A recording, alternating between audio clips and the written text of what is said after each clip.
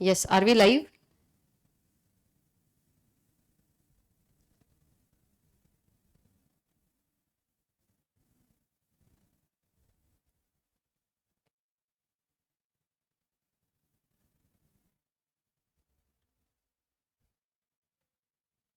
Yes, okay. We are live, I guess. Right. Okay. So, how are you all? मजा में? Yes, all right. Okay. So, very good afternoon, everyone. Offline students, online students as well. And we are going to start with our today's discussion. Right, everyone? Yes. Hello, everyone. Hi, Neeraj. Hi, Srushti. Yes, Sakshi. Yes. Okay. चलो. Shall we start, everyone? Okay. So without wasting time, सबसे पहले तो हम लोग जो भी हम लोगों ने कल समझा था उसको रिवाइज करेंगे and then we will go ahead with our new topic all together, जहां पे हम लोग आज सबसे इंपॉर्टेंट टॉपिक पे बात करेंगे जो कि होगा section number 123 and rule 3. Okay, so सबसे पहले जो भी हम लोगों ने कल डिविडेंड के बारे में देखा था उसमें क्या क्या देखा था. सबसे पहले तो बेसिक डेफिनेशन देख लिया था कि dividend includes interim dividend as well. ये वैसे तो डेफिनेशन है नहीं लेकिन फिर भी डेफिनेशन है.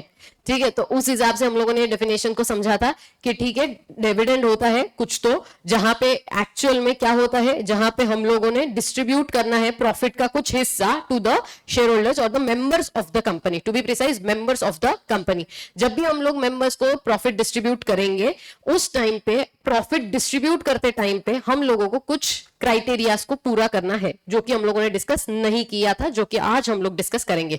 जो भी हम लोग डिविडेंड देने वाले हैं वो कहां से दे सकते हैं, तो उसके लिए सोर्सेस ऑफ डिविडेंड हम लोगों ने देखा था कि जो भी इस साल का प्रॉफिट आप लोगों को हुआ है, जो भी पिछले साल का एक्यूमुलेटेड प्रॉफिट है वो, या फिर accumulated profit and current year का profit A and B both, और या फिर अगर सेंट्रल गवर्नमेंट या स्टेट गवर्नमेंट ने जो भी गारंटी दिया हुआ होगा उससे आप लोग डिविडेंड पे कर सकते हो, उससे कंपनी डिविडेंड पे कर सकता है. अब जहां पे बात करेंगे प्रॉफिट्स की, तो प्रॉफिट के टाइम पे हम लोगों ने देखा था कि डिप्रीसिएशन कंपलसरी माइनस करना पड़ेगा. अगर कहीं रिवैल्यूएशन रिजर्व कंसीडर किया तो उसको माइनस करना है. नोशनल गेन्स को माइनस करना है. करेक्ट, बिल्कुल सही. नोशनल गेन्स या अनरियलाइज्ड गेन्स जो है उसको भी आपको माइनस करना है. जो भी लॉसेस है उनको भी माइनस करना है. कैपिटल प्रॉफिट्स अगर कुछ लिए हैं तो उसको भी माइनस करना पड़ेगा. उसके बाद जो भी बचा हुआ प्रॉफिट है उसमें से आप लोग क्या कर सकते हो, डिविडेंड दे सकते हो.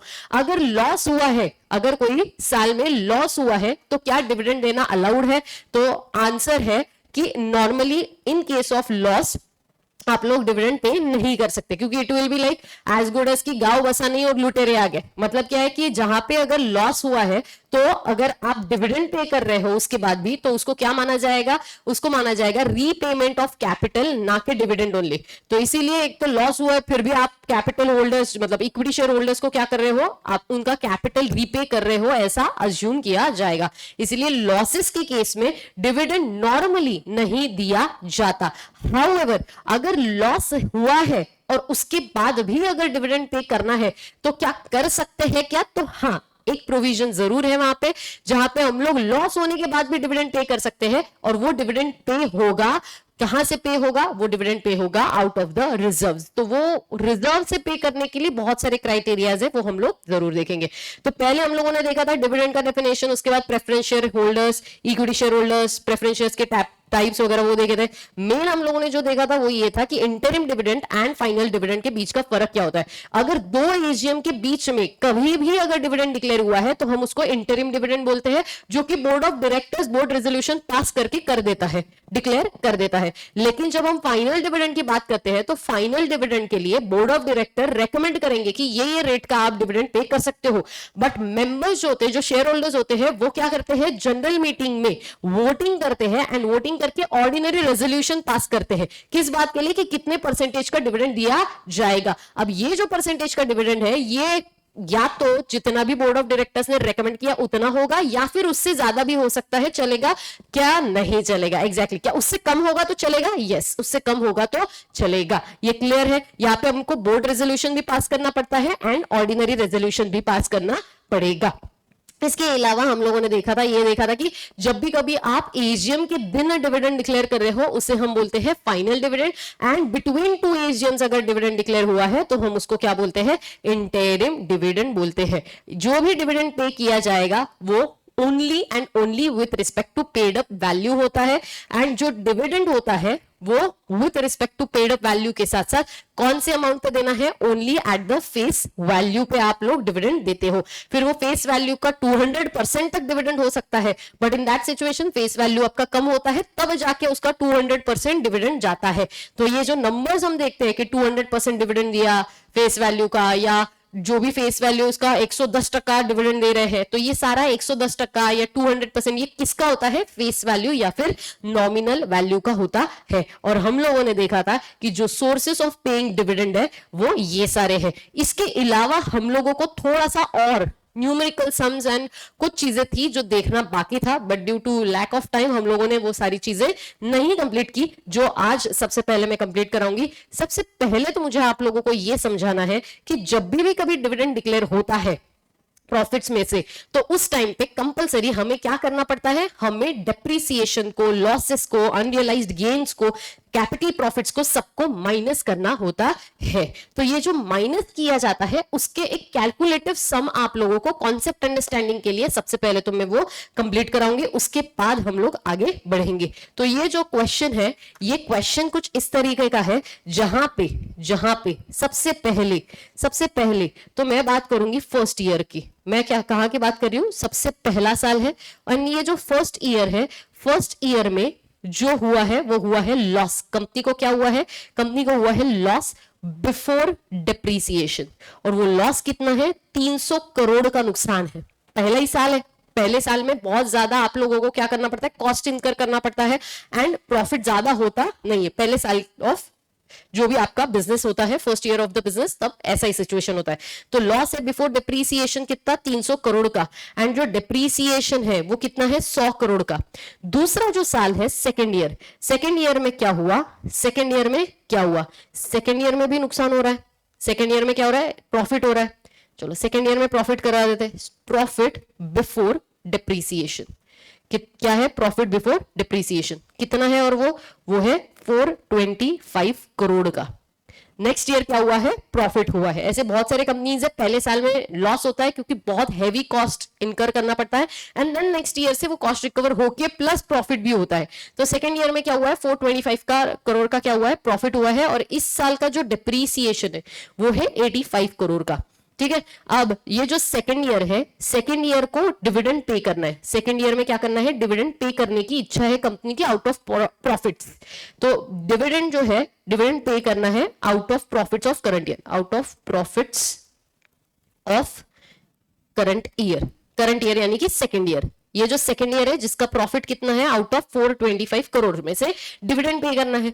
तो आप लोगों को यह बताना है कि amount available for payment of dividend कितना होगा।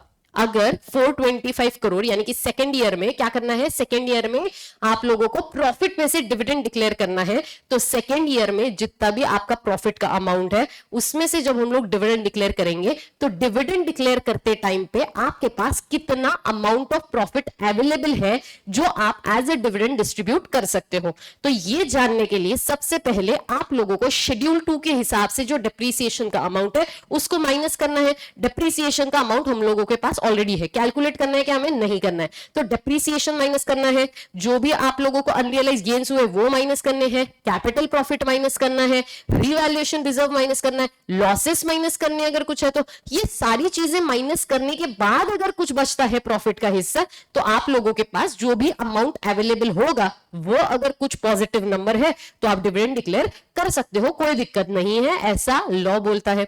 अब यहां पे प्रॉफिट कितना है हमारा, प्रॉफिट कितना है, प्रॉफिट है हमारा 425 करोड़ का। कितना है, 425 करोड़ का, करेक्ट। अब 425 करोड़ में से आपको सबसे पहले तो डिप्रीसिएशन माइनस करना है, करेक्ट है, डिप्रीसिएशन माइनस करना है, ये सबको पता है। अब आप लोग बताएंगे कि amount available for distribution of dividend कितना होगा। आप लोग बताएंगे कि अमाउंट अवेलेबल, मैंने ये नहीं कहा कि कितना पेमेंट होगा डिविडेंड का, I am not asking you about the amount of dividend payable, I am asking amount of dividend available as a distribution करने के लिए, मतलब डिस्ट्रीब्यूशन करने के लिए प्रॉफिट्स का कितना पैसा आपके पास अवेलेबल है, ये मेरा सवाल है आप लोगों से। तो आप लोग मुझे ये बताएंगे कि सबसे पहले क्या बताओगे आप लोग, कितना अवेलेबल होगा, उसके लिए मैंने बताया आपको क्या क्या माइनस करना है। तो चलो बताओ क्या क्या आंसर्स है आप लोगों के, बताओ। सबसे पहला आंसर आ चुका है 425 माइनस 85 कितना, 340 करोड़ का आंसर है, पहला आंसर है 340 करोड़ का। दूसरा आंसर, अब एमसीक्यू खेल रहे हैं ना हम लोग, नहीं मैम आप ही ने तो बोला एमसीक्यू है हमको, तो हम लोग एबीसीडी तुक्के लगा रहे हैं, बट ऐसा डिस्क्रिप्टिव क्वेश्चन भी आ सकता है आप लोगों को। तो चलो बताओ फटाक से, दूसरा ऑप्शन, पहला तो आ चुका है, कितना आ चुका है, पहला पहला आया है आंसर 425 माइनस 85 340 करोड़, ठीक है। दूसरा आंसर आ चुका है 425, कैसे आया तेरा ये 425 माइनस 85, अच्छा माइनस 100 करके, डिप्रिसिएशन माइनस करके, तो कितना आया 300 करोड़, बराबर है ना, चेक करो रे। 485 माइनस ये 340 नहीं रहे, 340 कैसे रहे, 300 कुछ भी बोल रहे, 300 कहां से आया तेरा, 300 का तो लॉस है, कुछ भी कैलकुलेशन बैठ भी नहीं रहा मेरा तो। 425 माइनस 85 340 ही तो आ रहा है, 340 माइनस 100, अच्छा 240 आता है वो, 240 आता है, 300 कहां से आया तेरा, कुछ भी कैलकुलेटर पे कुछ गलत टाइप किया होगा तूने। चलो अगला, और कोई, जीरो, जीरो क्यों, क्योंकि पिछले साल का लॉस है उसको रिकवर करो तुम पहले, इसीलिए, बट उसके बाद भी तो प्रॉफिट बचता है ना तुम्हारा, फिर डिप्रिसिएशन भी माइनस करना है, तो फिर वो निगेटिव आंसर आता है, इसलिए बैंग ऑन वंडरफुल। मतलब क्या है समझ रहा है, मतलब ये है दैट जब भी आप लोग अमाउंट अवेलेबल की बात करोगे उस टाइम पे, ये तो गलत आंसर है, ठीक है, ये क्लियरली गलत आंसर है। सही आंसर क्या है ध्यान से समझो, 425 करोड़ का प्रॉफिट है, डिप्रीसिएशन तो वैसे ही माइनस करना है हम लोगों को, क्योंकि ये बिफोर डिप्रीसिएशन दिया हुआ है, तो डिप्रीसिएशन माइनस करना है। उसके बाद आप लोगों को माइनस करना पड़ेगा जो भी लॉस हुआ है पिछले साल का, जो भी लॉस हुआ है पिछले साल का वो भी माइनस करना है। तो कितना आएगा 425 मतलब 240 माइनस 300 मतलब 60, निगेटिव 60 आएगा। तो ये जो निगेटिव 60 है, ये निगेटिव 60 क्या है, निगेटिव 60 तुम्हारे पास अवेलेबल है, तो क्या डिविडेंड डिस्ट्रीब्यूट करने के लिए पैसा अवेलेबल है, नो। तो क्या कंपनी डिविडेंड डिक्लेयर कर सकती है, नो। सो डायरेक्टली तुम्हारा फाइनल कंक्लूजन क्या आएगा, conclusion will be, conclusion, conclusion क्या होगा, कंपनी कैन नॉट पे डिविडेंड, ठीक है, क्लियर हुआ, समझा गया तुमको, पक्का, कंपनी कैन नॉट पे डिविडेंड, क्योंकि अमाउंट अवेलेबल ही नहीं है डिविडेंड डिस्ट्रीब्यूट करने के लिए, राइट, बराबर। क्या माइनस क्यों किया, डिप्रीसिएशन 100 सीआर का, इसीलिए माइनस किया बिकॉज यहाँ पे बिफोर है ना वर्ड, तो लॉस बिफोर डिप्रीसिएशन है, मतलब टोटल लॉस उस साल का एक्चुअल में 300 प्लस 100 400 है ना, तो उस साल का जो लॉस है उसको माइनस करने के लिए तुमको डिप्रीसिएशन कंसिडर करके चलना पड़ेगा ना, इसलिए माइनस करें, समझा, क्लियर। एनी क्वेश्चन ऑनलाइन, सवाल, नो क्वेश्चन एट ऑल, पक्का, ये लिख के रखो, ये लिख के रखो फटाफट।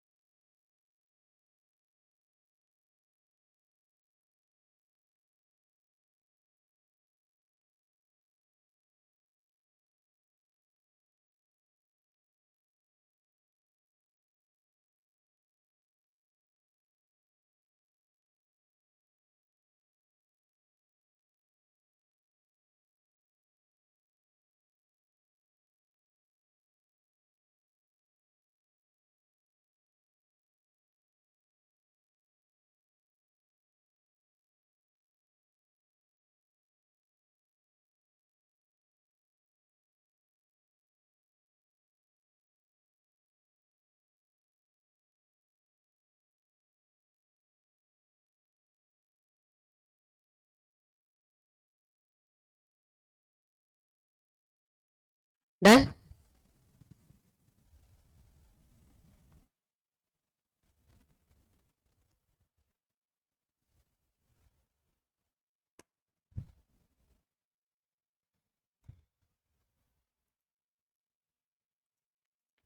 चले आगे। ओके, ये पहला पॉइंट क्लियर हुआ। अभी क्या क्लियर हुआ है कि जब भी कभी प्रॉफिट का कैलकुलेशन होगा, लॉस माइनस करोगे, डिप्रीसिएशन माइनस करोगे। ध्यान रखना डिप्रीसिएशन 2 बार माइनस नहीं होना चाहिए इस बात के लिए, ठीक है। डिप्रीसिएशन माइनस होगा, उसके बाद अनरियलाइज गेन्स माइनस होंगे, कैपिटल प्रॉफिट माइनस होगा, ये सारी चीजें, रिवैल्यूएशन रिजर्व, ये सारी चीजें माइनस करने के बाद जो बचेगा वो आप लोग पे कर सकते हो बाय वे, वो आप लोगों के लिए अवेलेबल होगा, उसमें से आप जितना पे चाहो उतना पे कर सकते हो, कोई दिक्कत नहीं है। आगे बढ़े। अब ये क्या था? ये था तुम्हारा सोर्स, जहां पे आप कौन से सोर्स से आप क्या कर सकते हो, डिविडेंड पे कर सकते हो। बट ये जब सोर्सेस ऑफ डिविडेंड की बात आती है, सोर्सेस में ध्यान रखना, जब भी कभी हम लोग इंटरिम डिविडेंड की बात करते हैं, जब भी हम लोग कभी इंटरिम डिविडेंड की बात करते हैं, तो इंटरिम डिविडेंड को पे करने के लिए हम लोग सिर्फ और सिर्फ प्रॉफिट्स को कंसिडर करते हैं। बट अब ध्यान रखो, जब दो एजीएम के बीच में प्रॉफिट आएगा, मतलब दो एजीएम के बीच में जब डिस्ट्रीब्यूशन ऑफ डिविडेंड हो रहा है, उस टाइम पे एग्जैक्टली वो डिविडेंड कौन से साल का है और कहां पर अकाउंट होगा, ये बहुत बड़ा मैटर है। क्योंकि जो दो एजीएम्स होते हैं, कल हम लोगों ने जैसे देखा, दो एजीएम्स जो है वो दो अलग अलग फाइनेंशियल ईयर्स में आ रहे हैं, और दो अलग अलग फाइनेंशियल ईयर है, लेकिन ये दो एजीएम के बीच में अब अगर वो कौन सी ईयर को कंसिडर करना है हम लोगों को, ये जानना बहुत जरूरी है। और इसीलिए आप लोगों के लिए क्वेश्चन सामने लाया है।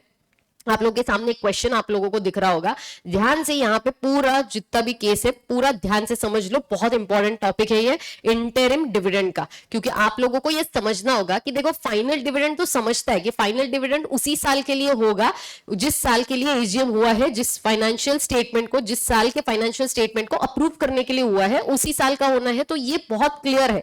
बट जब बात आती है इंटरिम डिविडेंड की, तो इंटरिम बीच में ही पे किया जा रहा है। अब ये जो बीच का पे किया गया है, ये कौन से साल का है, ये जानना बहुत ज्यादा जरूरी है। और इसीलिए जैसे कि ये फाइनेंशियल ईयर तुम लोगों का स्टार्ट हो जाता है, कब स्टार्ट हो रहा है? फाइनेंशियल ईयर स्टार्ट हो रहा है हमारा 1 अप्रैल 2023 को, ठीक है। तो खत्म कब होगा? 31 मार्च 2024 पे खत्म हो जाएगा। जब 24 पे खत्म होगा, अगला फाइनेंशियल ईयर चालू हो जाएगा 1 अप्रैल 2024 से 31 मार्च 2025 पे। ये बहुत क्लियर है, इसमें कोई डाउट है क्या किसी को? सिंपल। अब जब यहां पे एजीएम की बात आएगी, तो ये हुआ है एजीएम, कब हुआ है एजीएम? एजीएम हुआ है 30 अगस्त 2024 पे। 2024 पे जब एजीएम हुआ था, ये एजीएम से पहले, ये एजीएम से पहले 1 अगस्त 2024 को, कब हुआ है? 1 अगस्त 2024 को बोर्ड रेजोल्यूशन पास हुआ है, एंड बोर्ड मीटिंग में इंटरिम डिविडेंड को डिक्लेयर किया गया है। चलो मान लेते हैं कि हमने बोर्ड रेजोल्यूशन पास किया है, एंड बोर्ड रेजोल्यूशन में यहां पे क्या हुआ है? इंटरिम डिविडेंड डिक्लेयर हुआ है। इंटरिम डिविडेंड का अमाउंट हम लोग अज्यूम कर लेते हैं, इंटरिम डिविडेंड।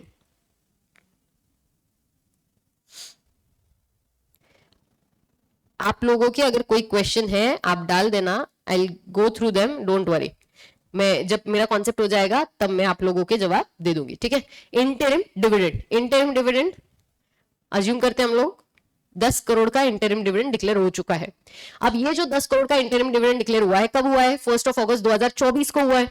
अब आप बताओ, ये जो 2024 को हुआ है, यहां पे दो फाइनेंशियल ईयर है आप लोग के सामने, एक है 23-24 और अगला जो फाइनेंशियल ईयर है जो कि ये वाला है, जो कि है फाइनेंशियल ईयर 24-25।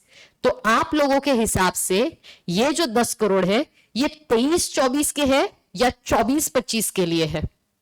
23-24 के लिए ये 10 करोड़ रुपए है डिविडेंड डिक्लेयर किया हुआ, या 24-25 ये जो फाइनेंशियल ईयर है, इस फाइनेंशियल ईयर का ये इंटरिम डिविडेंड है? ये आपको मुझे बताना है। चलो बताओ फटाक से। 23-24 कितने लोग बोल रहे 23-24 का है? हाथ ऊपर करो। और कितने लोग बोलते 24-25 का है? बाकी पब्लिक भगवान भरोसे ना, कुछ भी हो सकता है, जो भी ईयर में लेना है वो लो, है ना। क्यों रे बचे हुए पब्लिक, बताओ कौन से साल का आप कंसिडर करके चलोगे? 23-24 या 24-25? हाँ, तो कौन सा साल? लेकिन वो जो डेट है वो तो 24-25 का है, 1 अगस्त, 1 ऑफ अगस्त 2024। तो 23-24 कैसे हुआ? कैसे हुआ? तो 24-25 का है। अगर 24-25 का है तो बिटवीन टू एजीएम डिक्लेयर होना चाहिए।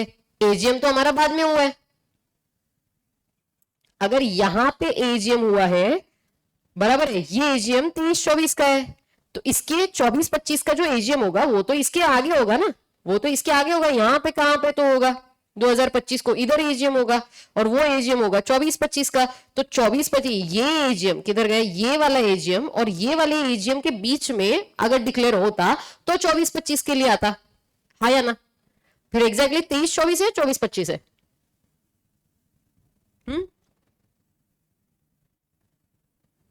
समझो, ध्यान से सुनो। इंटरिम डिविडेंड जो होता है वो दो एजीएम के बीच का है, करेक्ट है? तो ये जो 10 करोड़ है ये कौन से एजीएम के बीच का है? ये जो 30 अगस्त 2024 को आया हुआ एजीएम है, इस एजीएम को कौन से फाइनेंशियल ईयर के फाइनेंशियल स्टेटमेंट अप्रूव होने वाले हैं? फाइनेंशियल ईयर 23-24 के जो फाइनेंशियल स्टेटमेंट है वो इस दिन अप्रूव होंगे, करेक्ट है? और इससे पहले के साल का कभी ना कभी तो एजीएम हुआ होगा। इससे पहले के साल का जो एजीएम होगा, जैसे कि यहां पर भी 22-23 का भी तो एजीएम हुआ होगा। 22-23 का एजीएम कब होगा रे? 22-23 का एजीएम जो 31 मार्च 2023 है। मतलब अगर मुझे इससे बैकवर्ड जाना है, इससे अगर मुझे बैकवर्ड जाना है, इससे मुझे पीछे और जाना पड़ेगा, बराबर है?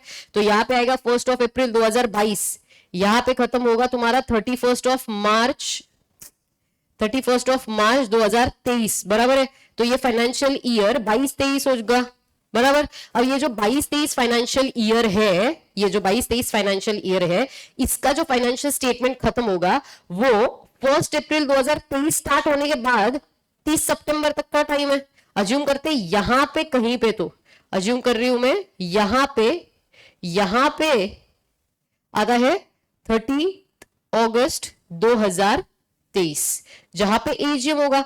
अब ये वाला जो एजीएम है, इस एजीएम में फाइनेंशियल ईयर 22-23 के बुक्स ऑफ अकाउंट फाइनल होने वाले हैं, 22-23 के फाइनेंशियल स्टेटमेंट फाइनल होंगे। फाइनेंशियल स्टेटमेंट अप्रूव कौन से साल के? 22 और 23 के। तो मतलब अगर ध्यान से नोट करोगे तो दो एजीएम कौन से हैं? दो एजीएम के बीच का अंतर मतलब क्या हुआ? दो एजीएम के बीच का मतलब कौन सा आएगा रे? ये वाला कलर लेते। दो एजीएम मतलब ये वाला जो एजीएम हुआ है, ये वाला यहां पे, ये वाला जो एजीएम हुआ है वो वाला गंदा हो जाएगा। ये वाला जो एजीएम है यहां से लेके यहां तक का एजीएम, तो ये वाले जो दो एजीएम के बीच में आया है, दो एजीएम के अगर बीच में आया तो आपको समझना है कि ये वाला जो अगला जो एजीएम होगा, उस अगले एजीएम में कौन से फाइनेंशियल ईयर के फाइनेंशियल स्टेटमेंट अप्रूव होंगे, उस साल से उसको कनेक्ट करना है। मतलब ये जो 10 करोड़ रुपए आए हैं, ये जो 10 करोड़ रुपए आए हैं, ये कौन से फाइनेंशियल ईयर के होंगे? 23 एंड 24 के होंगे। 22-23 के उससे पहले वाले एजीएम में, समझ आता है? तो आपको समझना है जब एजीएम हो गया, 22-23 के फाइनेंशियल स्टेटमेंट अप्रूव हो जाते हैं। 22-23 अप्रूव मतलब 22-23 साल खत्म हो गया ना। 22-23 साल खत्म होने के बाद आगे जितना भी टाइम है उसमें अगर डिविडेंड डिक्लेयर हो रहा है, इसका मतलब वो उस साल के लिए है, उस साल के लिए है जिस साल से हम लोग जिस साल के लिए हम लोग बात करेंगे। मतलब ही यहां पे इंटरिम डिविडेंड 10 करोड़ रुपए कौन से साल का होगा? उस साल का जिस साल के फाइनेंशियल स्टेटमेंट उसके आने वाले एजीएम में अप्रूव हो रहे हैं। Is as simple as that, correct? तो यहां पे 10 करोड़ रुपए कौन से फाइनेंशियल ईयर के हैं? 23 एंड 24 के। समझ आया? पक्का 100%। और एक एग्जांपल लेती हूं फिर हम लिखेंगे, और एक एग्जांपल लेती हूं जिससे और अच्छे से क्लैरिटी आएगी, ठीक है? और एक एग्जांपल लेते हैं। देखो ये वाला जो एग्जांपल है, यहां पे क्या हो रहा है, ध्यान से देखो। यहां पे 1 अप्रैल 2023 चालू हो गया, ठीक है? 31 मार्च 2024 को खत्म हुआ। लॉस कितना हुआ है? 10 करोड़ का। लॉस कितना हुआ है 23-24 का? फाइनेंशियल ईयर 23-24 का लॉस कितना है? फाइनेंशियल ईयर 23-24 का लॉस कितना है? 10 करोड़ का। अब यहां पे ये होने के बाद, ये 10 करोड़ का लॉस होने के बाद आप लोगों का अगला क्वार्टर स्टार्ट हो जाता है, जो कि खत्म होता है, फर्स्ट क्वार्टर खत्म होता है 30 जून 2024 को, जहां पे प्रॉफिट हुआ 100 करोड़ का। जहां पे क्या हुआ है? प्रॉफिट हुआ है 100 करोड़ का। अब बोर्ड मीटिंग बुलाया है 1 अगस्त 2024 को, डिविडेंड डिक्लेयर कर दिया। यहां पे क्या है? प्रॉफिट हो चुका है, तो प्रॉफिट में से डिविडेंड डिक्लेयर कर रहे हैं। प्रॉफिट में से डिविडेंड डिक्लेयर कर दिया, अज्यूम करते हैं 10 करोड़ का, इधर भी 10 करोड़ का डिविडेंड डिक्लेयर कर दिया है। और उसके बाद यहां पे होगा एजीएम। एजीएम कब हो रहा है? 30 अगस्त 2024 को हो रहा है। मतलब यहां पे कौन से साल के फाइनेंशियल स्टेटमेंट अप्रूव होंगे रे? यहां पे कौन से साल के फाइनेंशियल स्टेटमेंट को अप्रूव किया जाएगा? यहां पे फाइनेंशियल ईयर 23-24 के फाइनेंशियल स्टेटमेंट को अप्रूव किया जाएगा। इसका मतलब ये जो 10 करोड़ का ये जो 10 करोड़ का ये जो डिविडेंड दिया है, ये इंटरिम डिविडेंड कौन से साल का होगा? वो साल का होगा 23-24 का। आप बोलोगे 23-24 का? 23-24 में तो लॉस हुआ है मैम। आपने अभी तो बताया हमको कि लॉस होता है तो रीपेमेंट ऑफ कैपिटल होता है, तो वहां पे तो डिविडेंड देना नहीं चाहिए, बराबर है। अब ये अगला और एक बाउंसर मैंने डाल दिया, but before I go ahead with the next bouncer, पहला बाउंसर क्लियर है तुमको? इंटरिम डिविडेंड में सिंपल समझो, 2 एजीएम के बीच का होता है। जिस भी दिन इंटरिम डिविडेंड डिक्लेयर हुआ है उसके बाद चेक करो कि कौन सा एजीएम आया है और उस साल में उस एजीएम पे कौन से साल के फाइनेंशियल स्टेटमेंट अप्रूव हुए। उस साल से रिलेटेड तुम्हारा एजीएम, उस साल से रिलेटेड तुम्हारा डिविडेंड होगा। इट्स दैट सिंपल रूल, बराबर। पहला पॉइंट क्लियर। तो और एक दूसरा रूल क्या समझना है तुमको? डिविडेंड जो होता है, डिविडेंड कभी भी उस साल अकाउंट नहीं होता है जिस साल वो डिक्लेयर होता है, जिस साल के लिए वो डिक्लेयर होता है। मतलब यहाँ पे 23-24 के लिए डिक्लेयर अगर हुआ है, 23-24 के लिए 10 करोड़ अगर डिक्लेयर हुआ है, वो हुआ है 1 अगस्त 2024 को, तो 1 अगस्त ऑलरेडी तुम्हारा 23-24 साल तो खत्म हो गया, फाइनेंशियल ईयर तो खत्म हो गया, उसके बाद डिक्लेयर हो रहा है। तो इसीलिए इंटरिम डिविडेंड जो है वो ऐसा पॉसिबल है कि तुम उस साल में डिक्लेयर करो, जिस भी साल, वो अगला साल जो भी होगा उसमें तुम क्या करो? डिक्लेयर करो, उसमें अकाउंट भी करो, लेकिन वो रिलेटेड कौन से साल के लिए होगा? वो होगा 2023 एंड 24। तो इसीलिए यहां पे पहला तो आपको ये समझना है, ऐसे सिचुएशन में ये जो इंटरिम डिविडेंड होते हैं, ऐसे सिचुएशन में एक इंटरिम डिविडेंड के लिए एक लाइन में आप लोगों को लिखवाती हूं, दैट डिविडेंड जो होता है, dividend accounted in the year in which it is declared, and not in the year interim dividend accounted in the year in which it is accounted in the year in which it is declared, and not in the year for which it is declared, ये जरूरी नहीं है, normally बताया है मैंने, ठीक है? ये नॉर्मल रूल आपको समझ गया। दूसरा जो बाउंसर मैंने डाला था कि मैम यहां पे तो लॉस हुआ है, तो इस साल के लिए आपने इंटरिम डिविडेंड कैसे दिया? तो आउट ऑफ रिजर्व्स नहीं दिया है ये डिविडेंड। ध्यान से सुन लेना, अगला पॉइंटर, अगला बाउंसर सुन लो। इंटरिम डिविडेंड जो है, इंटरिम डिविडेंड पे करते टाइम पे तुम एक तो जो भी तुम्हारे करंट ईयर का प्रॉफिट है वो यूज कर सकते हो, या फिर जो भी तुम्हारे एक्यूमुलेटेड प्रॉफिट है वो यूज कर सकते हो, ठीक है? लेकिन करंट ईयर में तो लॉस था, बराबर है। तो यहां पे मैं लिखती हूं एक्यूमुलेटेड प्रॉफिट्स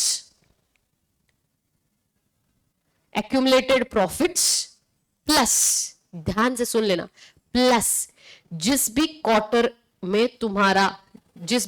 में तुम्हारा डिविडेंड डिक्लेयर होगा उससे previous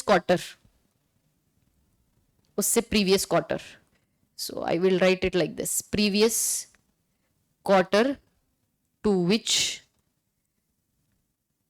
dividend declared, previous quarter up to previous profits up to previous quarter in which dividend declared। समझा? ये भी इंक्लूड किया जाएगा, ये दोनों भी इंक्लूड किए जाएंगे। तो क्या क्या इंक्लूड हो रहा है? Yes, correct. तो क्या क्या इंक्लूड हो रहा है, जो भी तुम्हारा एक्यूमुलेटेड पास्ट प्रॉफिट्स होगा वो, जो भी तुम्हारा जिस भी साल के लिए तुमने डिक्लेयर किया है, ठीक है, अगर तुमने सेकंड क्वार्टर में डिक्लेयर किया तो तुम्हारा जो फर्स्ट क्वार्टर होगा, फर्स्ट क्वार्टर में फर्स्ट ईयर में लॉस हुआ, ठीक है, फर्स्ट ईयर में लॉस हुआ, ठीक है, लेकिन जो फर्स्ट क्वार्टर है तुम्हारा, ये फर्स्ट क्वार्टर कौन सा है, ये फर्स्ट क्वार्टर आता है ना तुम्हारा 1 अप्रैल, फर्स्ट क्वार्टर Q1 तुम्हारा कब स्टार्ट होगा, 1 अप्रैल 2024 पे स्टार्ट होगा, टिल 30 जून 2024 पे खत्म हो जाएगा। तो 1 अप्रैल से स्टार्ट होके 30 जून तक खत्म हो गया, मतलब 3 महीने का तुम्हारा Q1 था। ये जो इसके बाद स्टार्ट हो जाएगा, Q2 स्टार्ट होगा। Q2 कब से स्टार्ट होगा, 1 जुलाई 2024 से आगे 30 सितंबर 2024 तक का होगा। यहां पे इस क्वार्टर में मैंने डिविडेंड डिक्लेयर कर दिया है, इस क्वार्टर में मैंने क्या किया है, इस क्वार्टर में मैंने डिविडेंड डिक्लेयर किया है।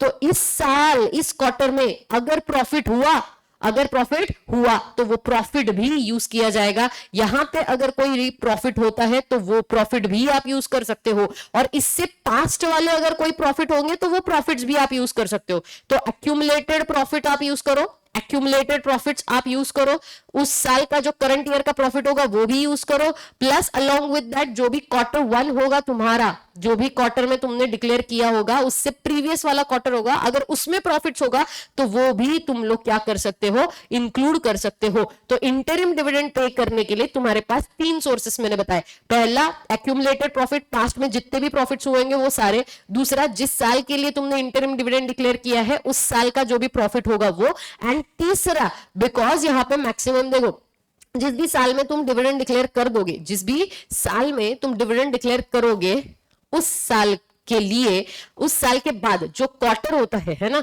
तो अगर सेकंड क्वार्टर होगा, अगर सेकंड क्वार्टर होगा जो कि हमारे केस में है, सेकंड क्वार्टर है तो फर्स्ट जो क्वार्टर है तुम्हारा वहां पर अगर प्रॉफिट हुआ है तो वहां पर भी वो भी प्रॉफिट आप यूज करके ले सकते हो फॉर डिक्लेरेशन ऑफ डिविडेंड। इसी सेम सिचुएशन को मैं थोड़ा सा और अगर ट्विस्ट करना चाहूं तो अगर ऐसा होता, इफ इन केस, ठीक है, इफ इन केस डिविडेंड जो है, डिविडेंड डिक्लेयर करना होता, if in case dividend declared on 1 May 2024, कब डिविडेंड डिक्लेयर हो रहा है, 1 मई 2024, तो उससे पहले का क्वार्टर कौन सा है, उससे पहले का क्वार्टर है तुम्हारा 31 मार्च, जिस दिन खत्म हुआ। मतलब ये जो क्वार्टर होगा तुम्हारा, ये ब्लू वाला जो क्वार्टर होगा, ब्लू वाला क्वार्टर मतलब क्या है, इसका Q4, इस 23-24 का Q4 वो तुम्हारा लास्ट क्वार्टर होगा। क्वार्टर मतलब वो क्वार्टर की बात नहीं हो रही है, ठीक है, ये तुम्हारा लास्ट क्वार्टर होगा। अब ये जो लास्ट क्वार्टर है उसमें तो प्रॉफिट नहीं, घंटा उल्टा लॉस हो रहा है, तो क्या डिविडेंड डिक्लेयर कर सकते थे इंटरिम? नहीं, डिविडेंड डिक्लेयर नहीं होता। अगर यही 1 होता इंस्टेड ऑफ 1 अगस्त होने की वजह, होने की रीजन से तुमको Q1 मिला, Q1 का प्रॉफिट मिला, लेकिन अगर डेट ही तुम्हारा 1 होता, डेट ही तुम्हारा 1 होता तो इससे पहले का क्वार्टर इज योर, इस साल का Q4, उसमें तो लॉस है, अगर उसमें लॉस है तो डिविडेंड डिक्लेयर नहीं कर सकते थे। If in case dividend declared on 1 May 2024, then company can not declare a dividend, cannot declare a dividend. Why cannot declare a dividend? Because Q4 of financial year 23-24 is not having any profits, उल्टा loss है। सो वो profits तो वैसे use नहीं होंगे, past profits है नहीं, current year के प्रॉफिट है नहीं, सब जगह पे लॉस है, interim dividend can not be declared. Clarity of thoughts पक्का? अभी समझा ये previous quarter, previous profits up to the previous quarter in which the dividend declare, profits up to the previous quarter पे जितने भी profits है सारे यूज करो चलेगा, बट सिर्फ तब जब प्रॉफिट होगा, लॉस है बात खत्म हो जाएगी। क्लैरिटी 100%। तो पहले अब आप लोग क्या लिखोगे, ये वाला पॉइंटर लिखो, पहले ये वाला लिखो, ठीक है, उसके बाद अगला लिखना, ठीक है।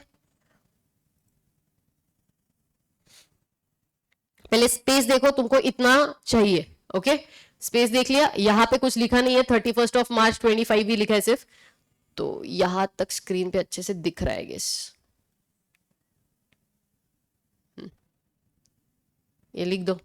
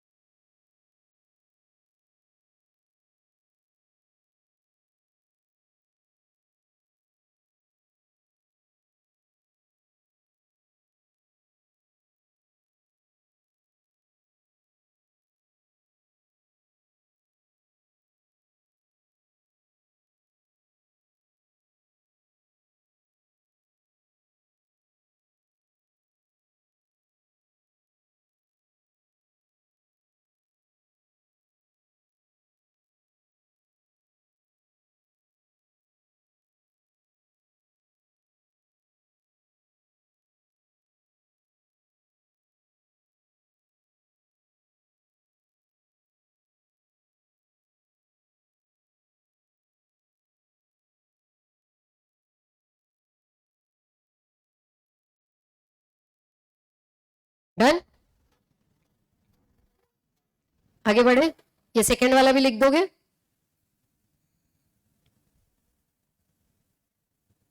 ये अब ये बहुत लंबा है, ठीक है, तो थोड़ा सा पहले हाफ लिखो, उसके बाद बचा हुआ हाफ लिखना, लेकिन स्पेस रखना, आगे लिखना है तुमको।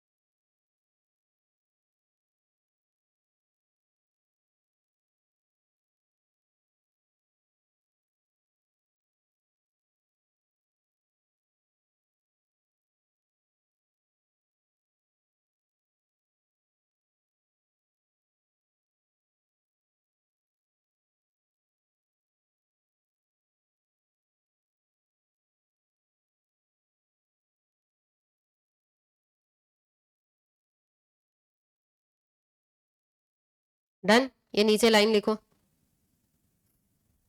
Interim dividend accounted in the year in which it is declared and not in the year for which it is declared. ये generally है, not always. This is generally.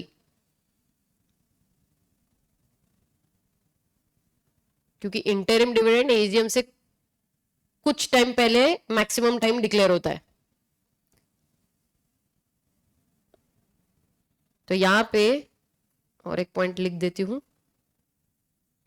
हमारे एग्जाम्पल में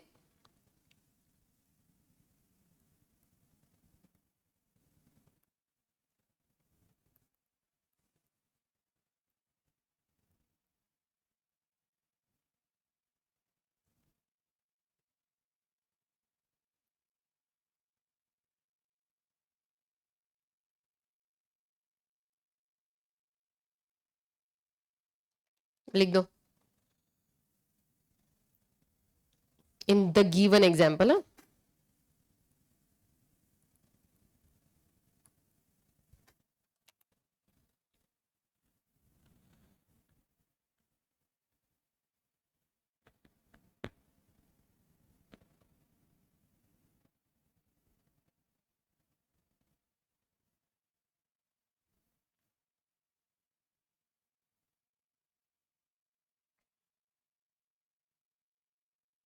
डन, चले आगे।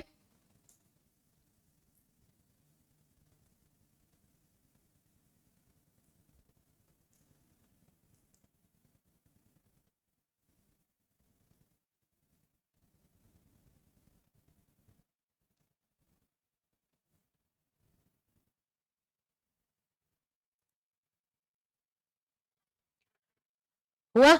आगे बढ़ना है, नेक्स्ट पॉइंट, नेक्स्ट पॉइंट। अब ये क्या था?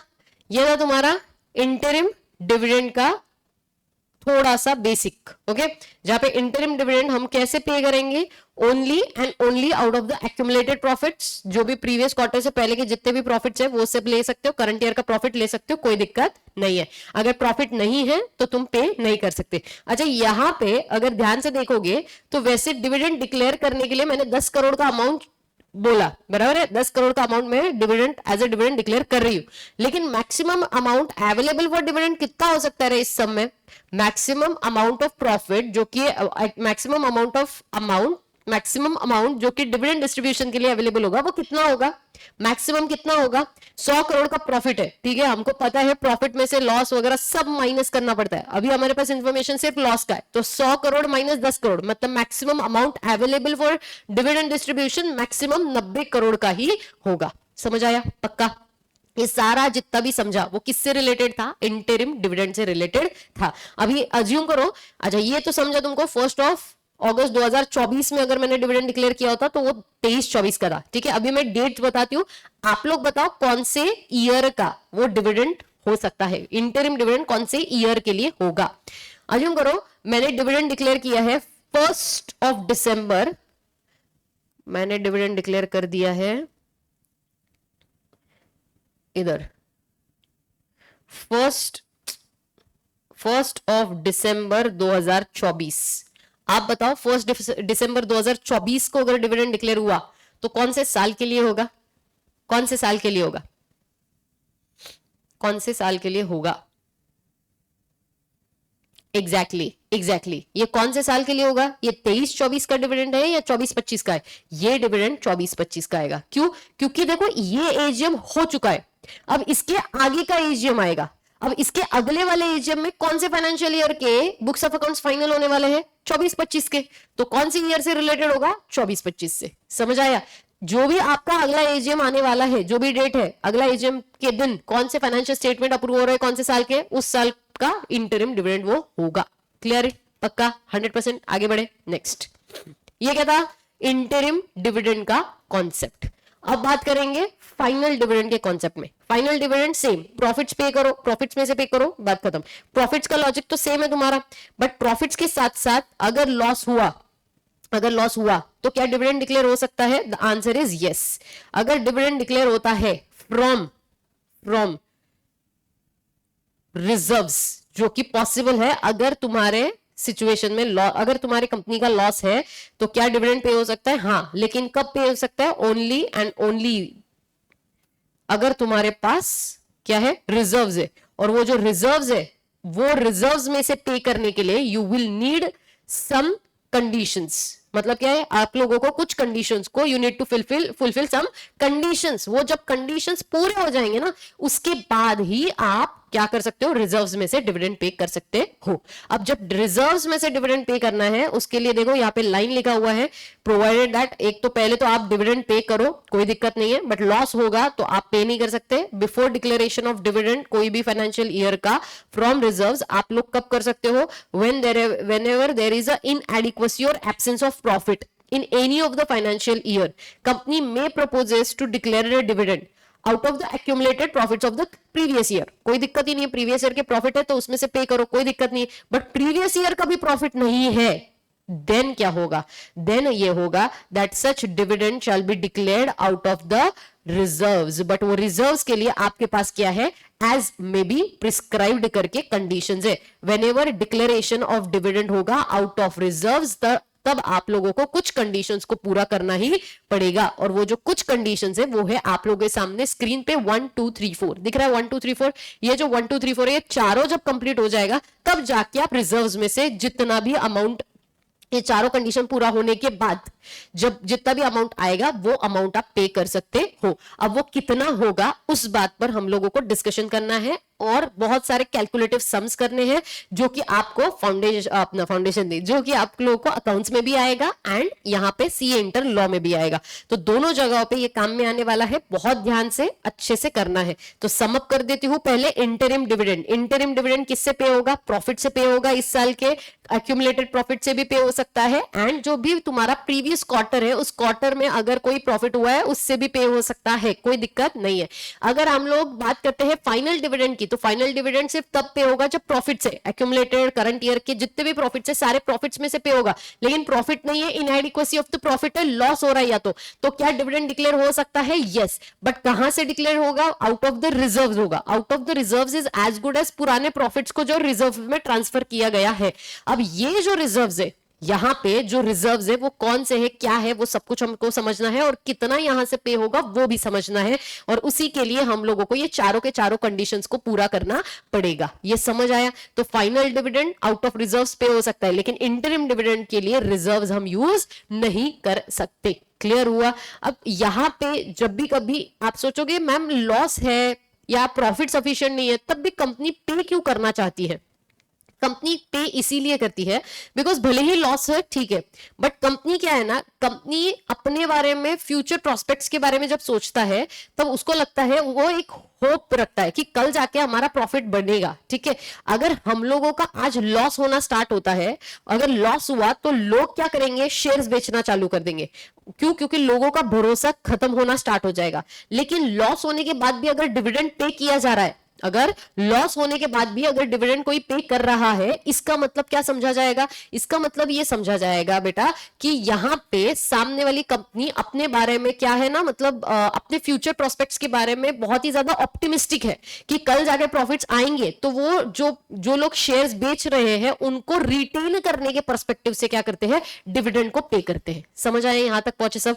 अब यहां पे जब भी आप लोग इनएडिक्वेसी ऑफ द प्रॉफिट्स की बात करते हैं, उस टाइम पे आप लोगों को क्या राइट मिलता है? you can pay the dividend out of the reserves, but reserves मतलब कौन से? सिर्फ और सिर्फ फ्री रिजर्व्स की बात होगी। फ्री रिजर्व्स जो कि लेटेस्ट ऑडिटेड फाइनेंशियल स्टेटमेंट के हिसाब से फ्री रिजर्व्स होते हैं। फ्री रिजर्व्स का मतलब होता है जो स्टैट्यूटरी रिजर्व्स नहीं है, जैसे डिबेंचर रिडम्पशन रिजर्व समझाया था तुमको, जो स्टैट्यूटरी रिजर्व्स है जो ऑलरेडी स्पेशल पर्पस के लिए बाहर निकाल के रखा हुआ है, वो रिजर्व्स तुम नहीं ले सकते। कोई अनरियलाइज्ड प्रॉफिट्स हो रहा है या नोशनल गेन हो रहा है, रीवैल्यूएशन रिजर्व्स है तुम्हारे, कैपिटल प्रॉफिट्स है, ये कुछ भी तुम नहीं ले सकते। फ्री रिजर्व्स मतलब P&L एप्रोप्रिएशन या फिर P&L से जो भी बैलेंस अमाउंट आता है प्रॉफिट्स वाला वो, या तो फिर जनरल रिजर्व्स का जो भी बैलेंस अमाउंट होगा वो। इन दोनों भी बैलेंस अमाउंट से अगर आपको पे करना है तो आप पे कर सकते हो, कोई दिक्कत नहीं है, वो होता है तुम्हारे फ्री रिजर्व्स। बट जब भी आउट ऑफ फ्री रिजर्व्स पे करोगे, आपको 4 कंडीशंस को पूरा करना है, जिसमें से मैं बात करूंगी सबसे पहले कंडीशन पे। In the event of inadequacy or absence of the profits in any of the year, dividend may be declared out of the free reserves subject to the fulfilment of certain conditions. और उन condition में सबसे पहला condition है the rate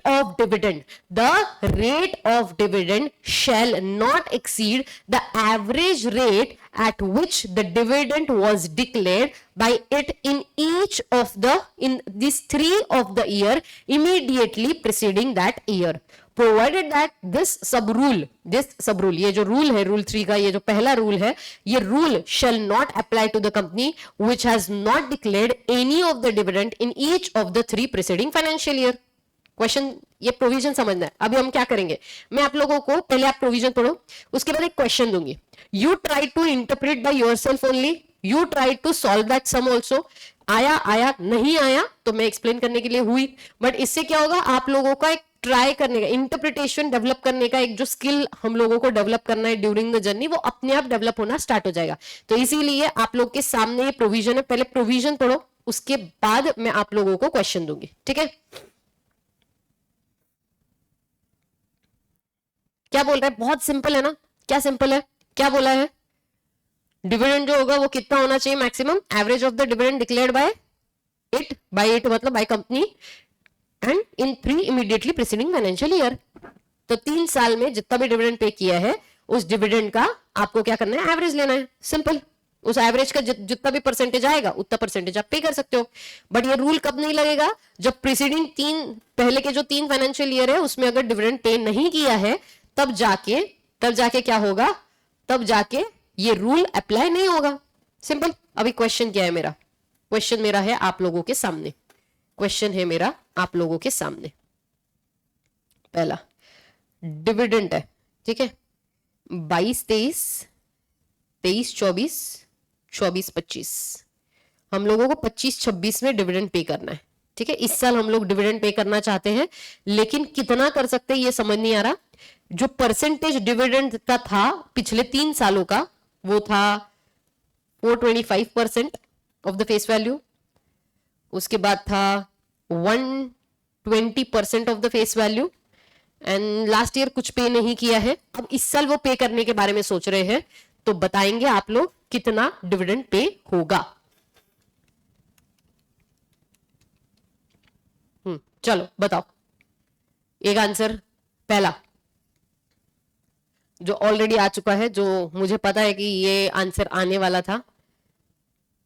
अगला answer, अगला answer बताओ।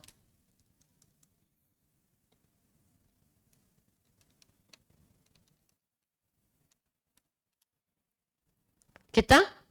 0%, 1 करोड़ नहीं, परसेंटेज, हाँ 272.5 करोड़। दूसरा आया है 0%, तीसरा आया है, एक तो लिख देती हूं नन ऑफ नन, जो कोई कैटेगरी के नहीं वो ये कैटेगरी के होते हैं ना। और क्या है, और क्या आंसर है, ये कैसे आया ये? ओके 181.67% बराबर। हाँ चलो, और कोई आंसर, और कोई क्रिएटिविटी करना चाहता है? 100% मैक्सिमम। ध्यान से समझो, यहां पे लाइन क्या लिखा है, यहां पे लाइन क्या लिखा है, द रेट ऑफ डिविडेंड जो डिक्लेयर होगा शैल, मतलब ये मैंडेटरी है, not exceed the average rate of which dividend was declared, ठीक है। Of which dividend was declared मतलब जितने भी डिविडेंड पे किए, मतलब डिक्लेयर हो चुके हैं उसका एवरेज लेना है। बट ये एवरेज कितने सालों का लेना है? 3 इमीडिएटली प्रीसीडिंग फाइनेंशियल ईयर का लेना है, जो कि हम लोग ले रहे थे। बट ये रूल कब अप्लाई नहीं होगा? When which has not paid any of the dividend in each of the 3 preceding financial year। बहुत सारे बच्चों ने जो ये 0% जवाब दिया, ये 0% आपने किस बेसिस पे दिया? 0% का बेस था कि उन्होंने ये समझा कि अगर 3 सालों में से कोई भी एक साल में अगर डिविडेंड डिक्लेयर नहीं किया है तो हम कितना देंगे, हम लोग ये रूल ही अप्लाई नहीं करेंगे। तो इसीलिए कुछ स्टूडेंट ने नन या जो 0% है उसको चुना कि मैम अब तो ये रूल अप्लाई नहीं करने अपने को, तो 0% होगा, या तो ये रूल ही अप्लाई नहीं इसलिए नन, ऐसा बोल दिया। ये वाले जो महाशय है उन्होंने इतना भारी किया, 425 प्लस 120, एवरेज ढूंढने का तरीका देखो, 425 प्लस 120 डिवाइड बाय 2, बॉस 3 साल का बोला है ना, सो इट शुड बी 425। तो आंसर क्या होना चाहिए था? आंसर होना चाहिए था 425%, 425% plus 120% plus 0% divided by 3, not 2 कैसे किया तुम लोगों ने? एवरेज बोला है ना, एट द एंड तुमने 0 तो लेना ही है ना, थर्ड ईयर का 0 तो लेना ही है, वो ऑफसेट करेगा वो ठीक है, बट 0 तो तुमको लेना ही पड़ेगा। So it is nothing but average of the 3 preceding financial year, जो कि आएगा तुम्हारा 181.67%। समझ में आता है? ये क्लियर है? व्हाई? बिकॉज जो शब्द है, शब्दों पे थोड़ा सा ध्यान दो बच्चों, शब्द क्या लिखे हुए हैं, शब्दों पे लिखा हुआ है has not declared any dividend in each of the 3 financial year। so यहां पे आपको समझना है, जो वर्ड है in each लिखा हुआ है, in each of financial year, if dividend not paid then do not apply this provision, but ये प्रोविजन अप्लाई होगा। क्यों होगा रे? क्योंकि यहां पे जो प्रोविजन है ये each of the financial year के लिए है, जबकि हमारा जो आंसर है वो किससे रिलेटेड है? वो है एनी से रिलेटेड। मतलब if dividend is not declared in any of three preceding financial year, this rule shall apply। क्योंकि वर्ड यूज किया है एनी, नॉट ईच। समझा? ईच एनी हर एक वर्ड की इज्जत है, दो उसको उसकी इज्जत। क्लैरिटी? पक्का? तो पहला पॉइंट क्लियर हुआ तुमको? क्या था पहला प्रोविजन? दैट अगर इनएडिक्वेसी ऑफ द प्रॉफिट्स है, फ्री रिजर्व्स में से पे करना है, करो, चलेगा। बट कब कर सकते हो? ओनली इफ आप लोगों को कितना रेट अलाउ किया जाएगा? कितना रेट अलाउ किया जाएगा? इन इमीडिएटली 3 प्रीसीडिंग फाइनेंशियल ईयर में जितना भी आपने डिविडेंड पे किया होगा उसका आपको एवरेज लेना है। इसलिए rate of dividend will be जो भी फर्स्ट ईयर का रेट है प्लस सेकेंड ईयर का रेट है प्लस थर्ड ईयर का रेट है, that divided by 3, immediately 3 preceding financial year. क्या ये बात समझ आई? पहला कंडीशन तुम्हारे दिमाग में बैठ गया? तो ये जो भी आंसर आएगा ये होगा तुम्हारा पहले कंडीशन से आया हुआ आंसर। हमारे एग्जाम्पल में अभी जो आंसर आया था वो 181 समथिंग कुछ था। करेक्ट? क्लियर? पक्का? अब मैं चलूंगी आगे। ठीक है, अब मैं थोड़ा सा चलती हूँ आगे। तुमको लिखना है पहले? ठीक है, चलो पहले लिख दो फिर बढ़ते आगे।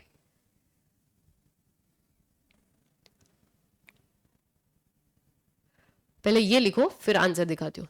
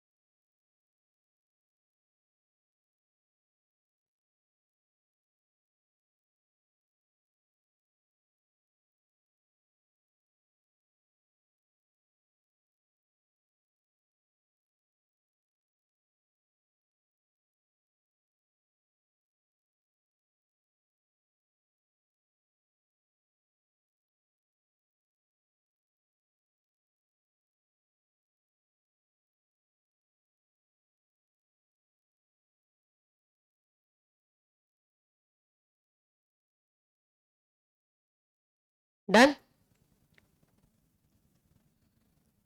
हो गया सबका? Can I go ahead? Yes और नो?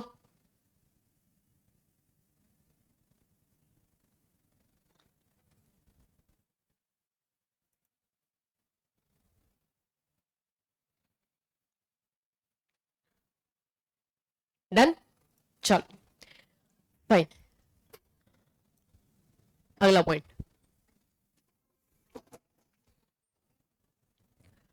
अगले जो कंडीशंस है वो समझते हैं, ठीक है? इंपॉर्टेंट है, ध्यान से। हो गया ना? चलो, कंडीशन नंबर 2, 3 एंड 4 सब साथ में समझना है, ओके? बहुत इंपॉर्टेंट है, पूरा फोकस चाहिए, ओके? वरना मतलब नजर हटी दुर्घटना घटी वाला मामला ही है। समझा तो समझा, नहीं समझा तो फिर नहीं समझेगा, ओके? क्या लिखा है देखो, पहला second condition, the total amount to be drawn from such accumulated profits, क्योंकि हम लोग रिजर्व्स में से निकाल रहे हैं, it is nothing but as good as हम लोग एक्यूमुलेटेड प्रॉफिट्स में से निकाल रहे हैं।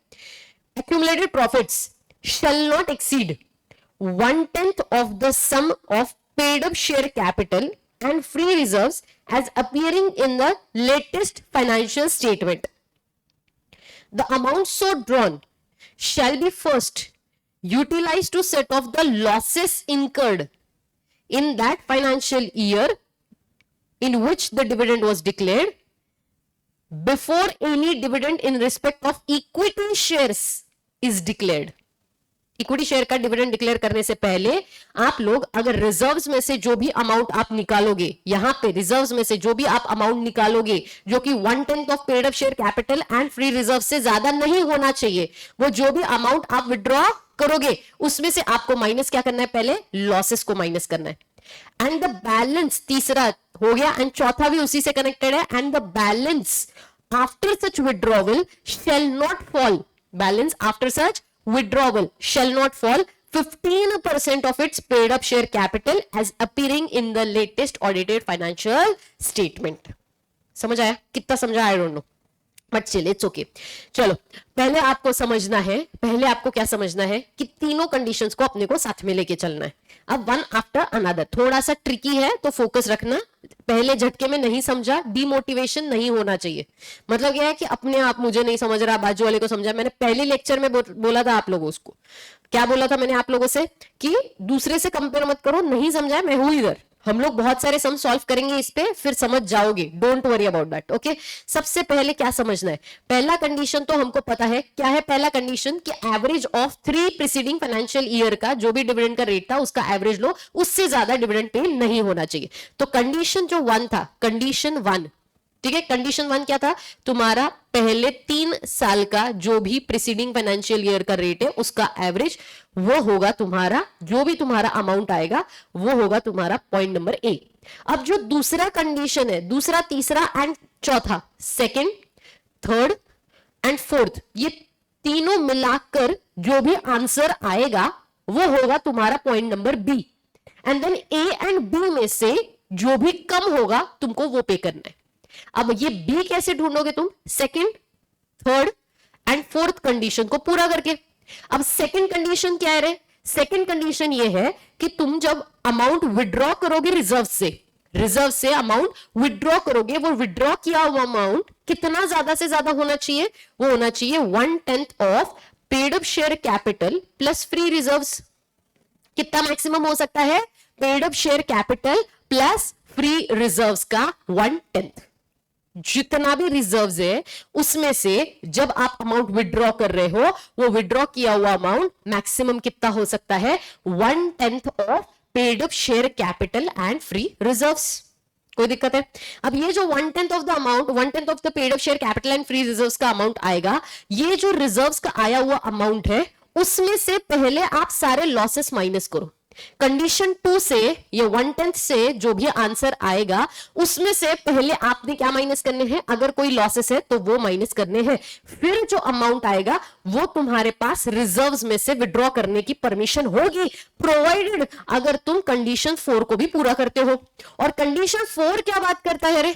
कंडीशन 4 क्या बात कर रहा है? कंडीशन 4 बोलता है कि जो भी तुमने रिजर्व्स में से निकाला हुआ अमाउंट है वो रिजर्व्स में से निकालने के बाद रिजर्व्स में 15% बचना चाहिए of your paid up share capital. जब ये तीनों एंड पूरे हो जाएंगे तो इसका जो भी लोएस्ट वैल्यू होगा, इसका जो भी लोएस्ट वैल्यू होगा वो तुम सिलेक्ट करो, और ये जो लोएस्ट वैल्यू होगा, इन तीनों का जो भी लोएस्ट नंबर आएगा वो होगा तुम्हारा point number B, and then A and B में से whichever is lower that you can declare as a dividend, or that is the amount or that is the percentage which is available for you for the payment of dividend। यहां तक पहुंचे 100%। आगे बढ़ूं मैं, अब ये solve करने के बाद ही समझ आएगा कि एग्जैक्टली क्या गेम है। ओके, पहले ये जो कंडीशन नंबर 2, 3, 4 है, ये कंडीशन 2, 3 एंड 4 है, इसको समझने के लिए एक छोटा सा और एक पॉइंटर मैं आपको बता रही हूं। जब भी कभी आप रिजर्व्स है, ठीक है, ये टोटल रिजर्व्स है, जब भी कभी आप रिजर्व्स में से कोई भी अमाउंट को विड्रॉ करोगे, कोई भी अमाउंट को विड्रॉ करोगे, अमाउंट विड्रॉ कर लिया, इतना अमाउंट विड्रॉ किया है हमने, ठीक है, ये विड्रॉ किया हुआ अमाउंट है, ये टोटल रिजर्व्स थे तुम्हारे, टोटल रिजर्व्स, इसमें से तुमने विड्रॉ किया अमाउंट, तो जो विड्रॉ किया वो कितना होना चाहिए रे? ये विड्रॉ किया हुआ 1/10 of your paid up share capital and free reserve, जितना ही होना चाहिए।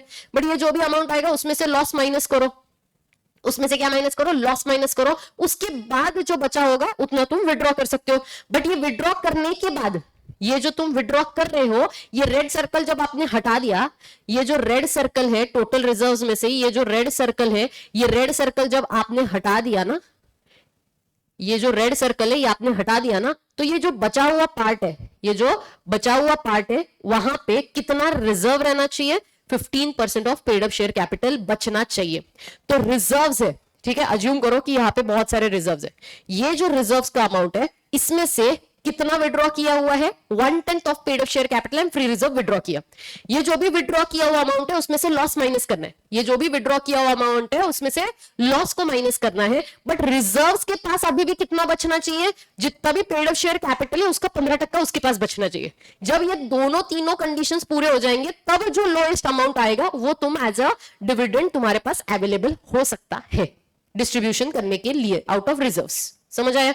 अब एक क्वेश्चन लेती हूं जिससे आपको क्लैरिटी आएगी, स्पेशली ये पॉइंट नंबर 2, 3, 4 की, क्योंकि क्वेश्चन ये जो कंडीशन 1 है इस पे क्वेश्चन देख लिया हमने, तो तुमको थोड़ा सा वो तो बहुत इजी मैथमेटिकल टाइप्स था तो वो आ गया, लेकिन 2, 3, 4 पे थोड़ा दिमाग खर्च करना है हमने, ठीक है। तो ये जो 2, 3, 4 है उस पे सबसे पहले क्वेश्चन नंबर 1, ठीक है, क्वेश्चन नंबर 1 में अज्यूम करो कि मैंने लिया कैपिटल जो है वो 200 करोड़ का मेरा कैपिटल है, फ्री रिजर्व्स है मेरे 80 करोड़ के, एंड जो लॉस हुआ है वो है 17 करोड़ का। अब आपको ये 2, 3, 4 में ये क्वेश्चन को अप्लाई करना है, मतलब ये क्वेश्चन में ये 2, 3, 4 को अप्लाई करना है एंड फिर आंसर ढूंढना है। अब जब आप कैपिटल देख रहे हो 200 करोड़ है, फ्री रिजर्व्स कितना है? 80। तो पहला कंडीशन क्या बोलता है? रिजर्व्स में से जब भी अमाउंट आप निकाल रहे हो, मतलब टोटल रिजर्व्स हमारा कितना है? 80 करोड़ का है। तो ये जो 80 करोड़ में से जब भी आप अमाउंट निकालोगे तो वो अमाउंट मैक्सिमम कितना हो सकता है? Paid up share capital and free reserves का 1/10। मतलब अगर मैं कंडीशन 2 के बारे में बात करूं तो कंडीशन 2 बोलता है कि 1/10 of your paid up share capital plus free reserves, मतलब 280 का 10% बेसिकली, तो 28 करोड़। तो कंडीशन 2 के हिसाब से मैक्सिमम कितना विड्रॉ होगा? 28 करोड़। 28 करोड़ लेकिन कब होगा रे? कंडीशन 3 बोलता है कि भाई 2 में जो भी आया है 28 करोड़, 28 करोड़ में से लॉसेस को माइनस करो, 28 में से लॉसेस को माइनस करो, 28 माइनस 17 कितना बचता है? 28 माइनस 17 11 करोड़। तो मैक्सिमम तुम कितना विड्रॉ कर सकते हो? 11 करोड़ विड्रॉ कर सकते हो। लेकिन 11 भी तब कर पाओगे, 11 भी तब कर पाओगे जब विड्रॉ किया हुआ अमाउंट जो है रिजर्व्स में से, रिजर्व के पास भी कुछ बचना चाहिए। और रिजर्व में कितना बचना चाहिए? वो बचना ही चाहिए 15% ऑफ पेड अप कैपिटल का, मतलब 200 करोड़ का 15% मतलब आता है 30 करोड़। तो तुम्हारे रिजर्व्स में कितना पैसा बचना चाहिए? 30 करोड़ बचना चाहिए। कितना बचना चाहिए? 30 करोड़ बचना चाहिए। अगर 30 करोड़ बच रहा है तो तुम विड्रॉ करो, कोई दिक्कत नहीं है, तुम विड्रॉ करो अमाउंट 2 और 3 को पूरा करके तुम अमाउंट उतना विड्रॉ करो, चलेगा, लेकिन तब चलेगा जब 15% उनके पास बचेगा।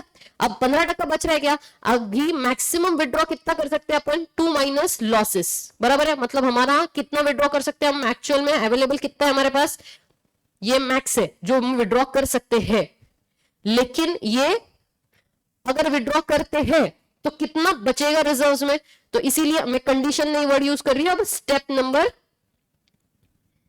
नंबर 5, ठीक है, या स्टेप नंबर 2 लिख देती हूं मैं, इन सबका मिला के स्टेप 1 हुआ हमारा, स्टेप 1।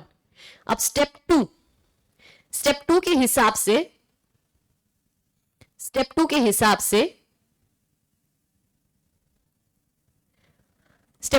से, देखो 80 करोड़ हमारा टोटल फ्री रिजर्व है, कितना है 80 करोड़। 80 करोड़ में से मुझे 11 करोड़ निकाल सकती हूं मैं, तो 80 माइनस 11 मतलब अभी भी मेरे पास कितना बचेगा, 80 माइनस 11 मतलब 69 करोड़ बचेगा। क्या ये 30 करोड़ से ज्यादा है, हाँ, मतलब 15% मैंने अगर मैंने रिजर्व्स में से विड्रॉ कर लिया amount for payment of dividend, तब भी रिजर्व्स में 15% से ज्यादा ही परसेंटेज बच रहा है, तो क्या मुझे परमिशन मिलेगा, यस। समझ आया, अगर ये 69 करोड़ है, इसका मतलब अगर मैंने विड्रॉ करने के बाद 15% अगर बच रहा है, देन आई कैन विड्रॉ। तो maximum amount which is available, maximum amount available for distribution of dividend will be 11 crore. Easy, समझ आया। 3 कंडीशंस को पूरा करना है। देखो सबसे पहले एक कंडीशन तुम्हारा, कंडीशन नंबर 1 जो कि बात करता है जो भी तुम्हारे प्रीवियस 3 प्रीसीडिंग फाइनेंशियल ईयर की जितना भी रेट है उसका आपने क्या करना चाहिए, एवरेज लेना चाहिए। सो आरओ प्रीसीडिंग 3 फाइनेंशियल ईयर का एवरेज आके जो भी रेट आएगा डिवाइड बाय 3 करके, वो रेट का आप क्या कर सकते हो, डिविडेंड डिक्लेयर कर सकते हो। कोई दिक्कत है क्या, नहीं। दूसरा कंडीशन क्या है, दूसरा जो पॉइंट है उस दूसरे पॉइंट में ही 3 कंडीशंस डाले हुए। कौन से 3 है, पहला कंडीशन है कि तुम्हारा जो भी डिविडेंड पे करना है आउट ऑफ रिजर्व्स, उसमें जब भी तुम रिजर्व्स में से विड्रॉ करोगे तो वो 1/10 of paid of share capital and free reserves होना चाहिए, 1/10 होना चाहिए उसका। उसमें से तुमको लॉसेस माइनस करने हैं, जितना भी आएगा उतना विड्रॉ कर सकते हो, बट वो विड्रॉ करते टाइम पे ध्यान रखो कि रिजर्व्स में अभी भी 15% of paid of share capital बचना चाहिए। जब उसमें 15% बच रहा है, ये विड्रॉ करने के बाद after deduction of losses, withdraw करने के बाद जो भी अमाउंट आता है वो विड्रॉ करने के बाद अगर 15% बचता है तो तुमको परमिशन है, विड्रॉ करो, कोई दिक्कत नहीं है। बट वो विड्रॉ कितना होगा, वो विड्रॉ उतना ही होगा जितना जितना तुम्हारा लोएस्ट अमाउंट आएगा, मतलब 11 करोड़ हमारे एग्जाम्पल में। क्लैरिटी, पक्का। थोड़ा सा अभी भी डाउट है, और एक आध सम करूं, फिर उसके बाद दोनों लिखोगे या पहले लिखोगे फिर सम सॉल्व करना है, पहले सम सॉल्व करें, चलो ठीक है। क्वेश्चन नंबर 2 पहले और एक लिखोगे पहले, चलो ठीक है, एक काम करो, पहले ये लिखो, उसके बाद वो क्वेश्चन लिखो, उसके बाद अगला क्वेश्चन सॉल्व करते हैं फटाफट। पहले ये लिखो।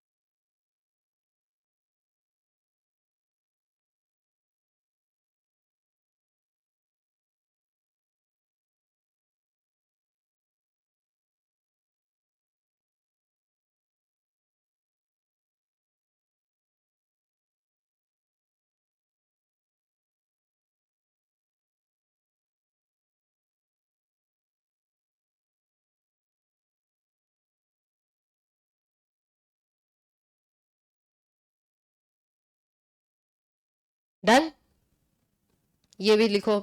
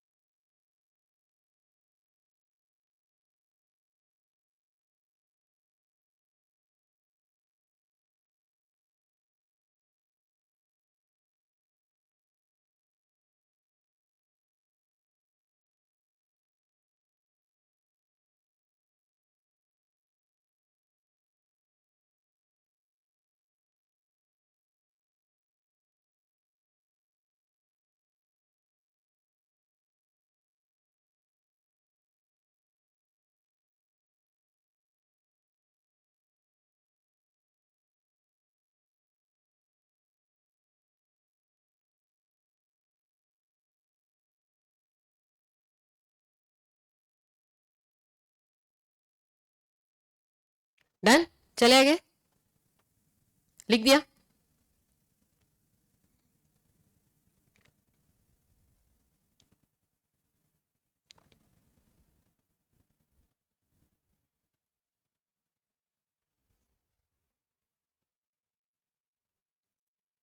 चल,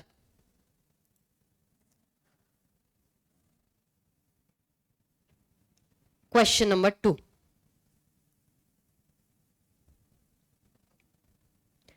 क्वेश्चन नंबर 2 सॉल्व करते हैं।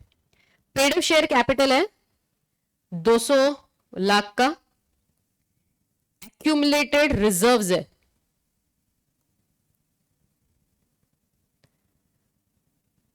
240 लाख के, लॉस हुआ है 30 लाख का।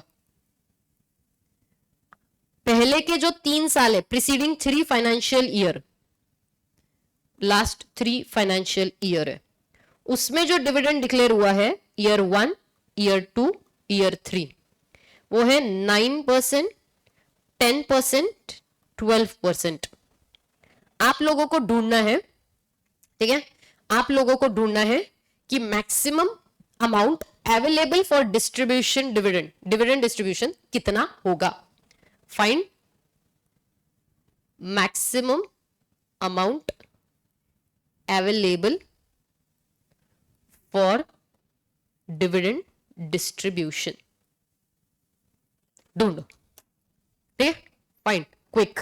आप लोग के पास है 1 मिनट, सिर्फ कैलकुलेटर पर ढूंढ के बताओ, ज्यादा, चलो ठीक है 2 मिनट ले लो, फटाक से, लिखना नहीं है कुछ, सिर्फ कैलकुलेटर पर फटाफट करके कैलकुलेशंस करके बताओ आंसर क्या आना चाहिए, फिर हम लोग साथ में लिखते चाहिए तो। बहुत प्रैक्टिस होने के बाद ये आएगा, डोंट वरी, ठीक है। और सम्स हमको करने हैं, अभी तो दूसरा सम है, पहले कॉन्सेप्ट समझा, फिर एक सम समझाया मैंने, अब दूसरा आप ट्राई करो थोड़ा सा, फिर साथ में सॉल्व करेंगे, फिर थर्ड, फोर्थ, फिफ्थ सम तक आपको आ जाएगा, उसके बाद भी हम सॉल्व करेंगे, डोंट वरी। ओके, चलो करो फटाक से।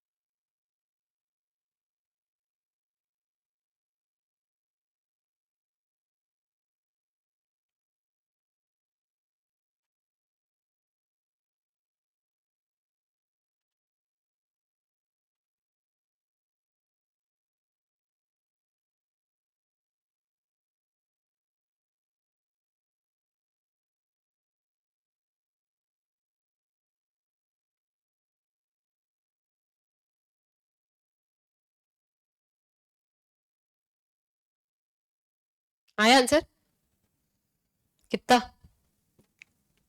ऑनलाइन वाले, इसका मतलब ये नहीं तुमको बख्शा है, तुम सामने नहीं हो तो तुमको ही जवाब देना है। बताओ कितना आ रहा है? मुझे आंसर नहीं पता, हम साथ में सॉल्व करेंगे। कितना है?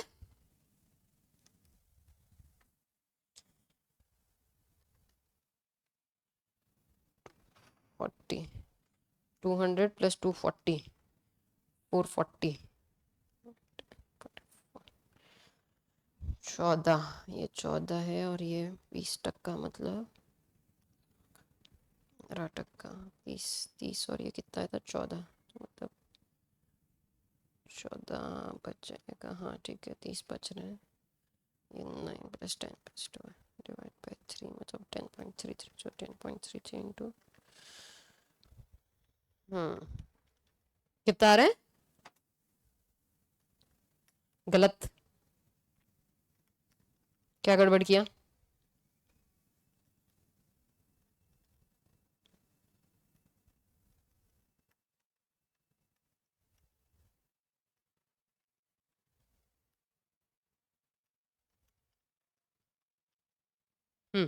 चलो आंसर बताओ, आंसर।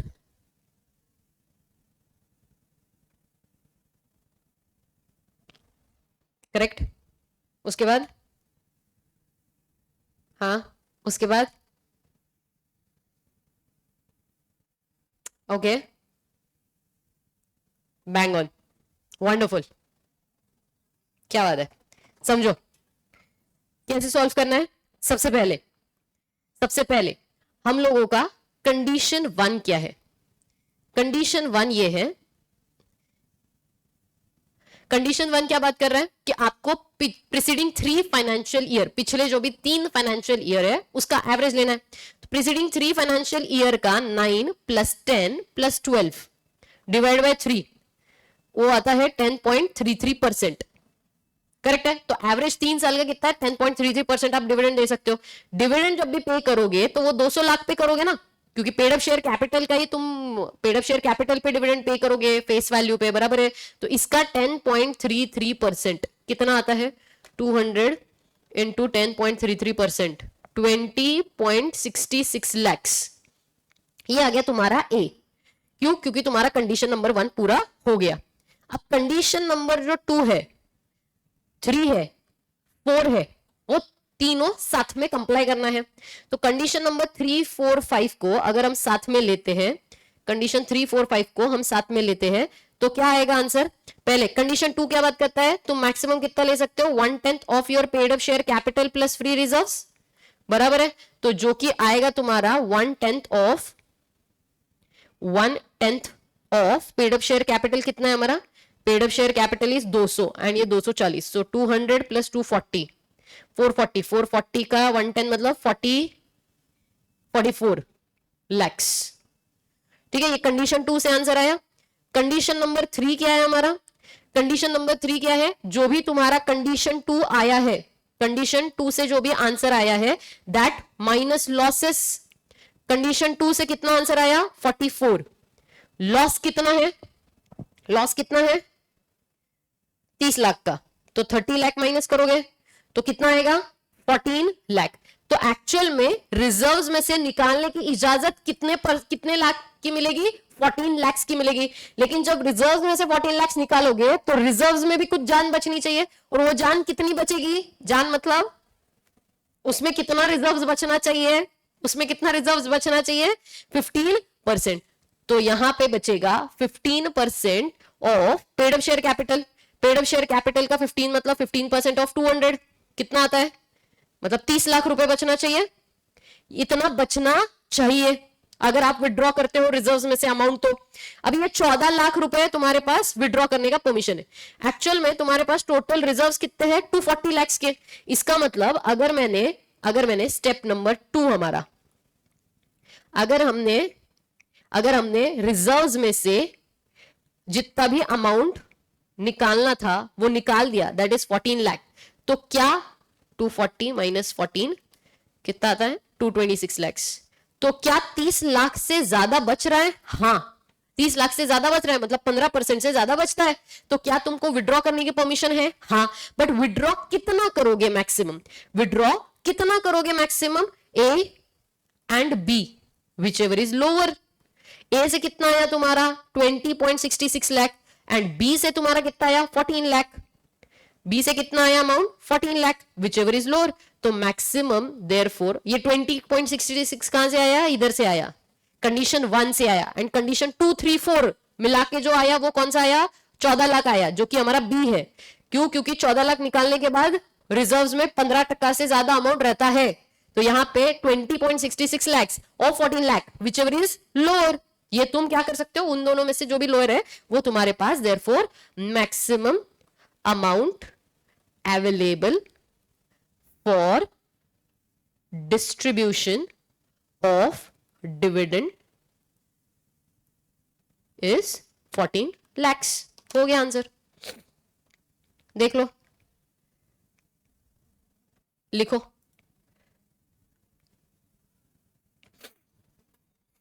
ये सिर्फ कैलकुलेशन बताया, एग्जाम में कैसे आंसर लिखना है वो ऐसा नहीं है, ये सिर्फ कैलकुलेशन समझने के लिए मैं लिखवाऊंगी एक आंसर ऐसा, पहले सिर्फ कैलकुलेशन समझो।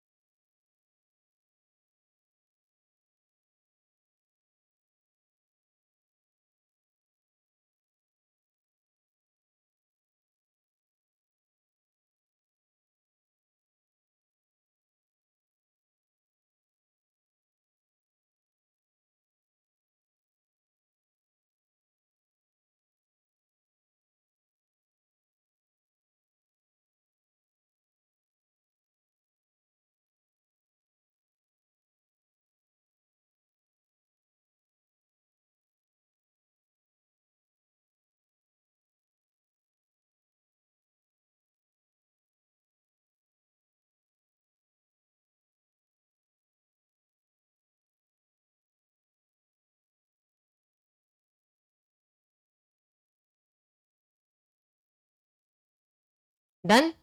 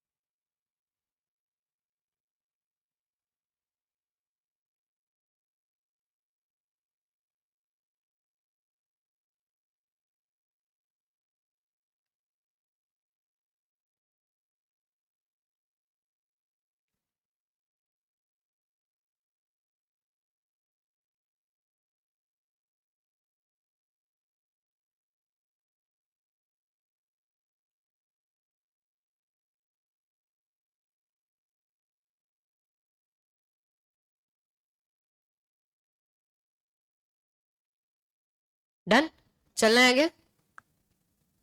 नेक्स्ट, अगला कौन सा क्वेश्चन नंबर 3, ठीक है।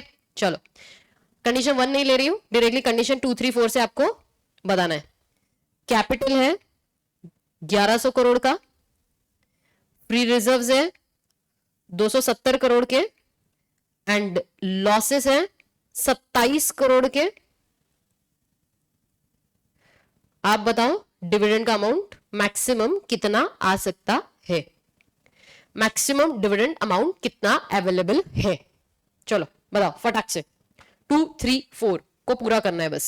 फर्स्ट वाला कंडीशन तो वैसे ही नहीं लगना, तो कैसे साथ में सॉल्व करें, कैसे। सबसे पहला कंडीशन क्या आता है, कंडीशन नंबर 2 में सबसे पहले क्या लिखा हुआ है, कंडीशन 2 लिखता है 1/10 of your paid up share capital plus free reserves, मतलब 110, 1100 प्लस 270 का 1/10, मतलब कितना आया 137 करोड़, करेक्ट है। अब यहां पे कंडीशन 3 बोलता है जो भी कंडीशन 2 का आंसर आया दैट माइनस लॉसेस करना है।